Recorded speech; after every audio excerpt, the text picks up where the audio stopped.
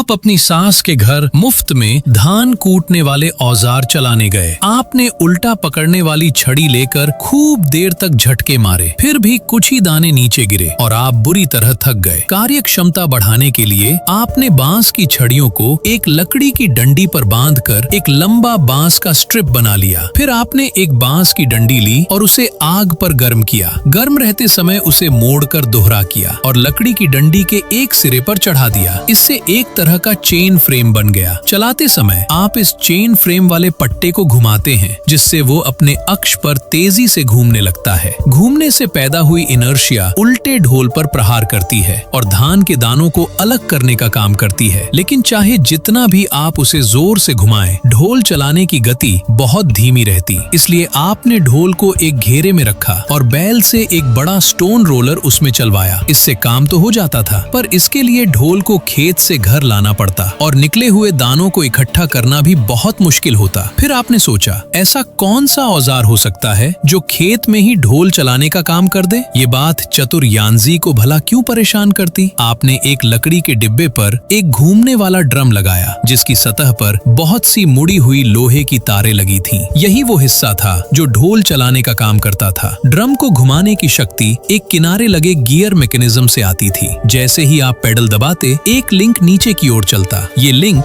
बड़े गियर के eccentric axle से जुड़ा था, जो ऊपर नीचे की गतियों को गोलाकार गति में बदल देता था और फिर छोटे गियर तथा ड्रम को घुमा देता था। चलाते समय आप ढोल की लकड़ी पकड़कर उसका सिरा घूमते हुए ड्रम के ऊपर रखते और लोहे की तारों की तेज चोट से धान के दाने अलग हो जाते। दाने इधर उधर न उड़े, इसलिए आपने ड्रम कवर भी लगा दिया और इस तरह आपने फुट ऑपरेटेड थ्रेशर का आविष्कार कर लिया। और हाँ, फॉलो करना मत भूलना।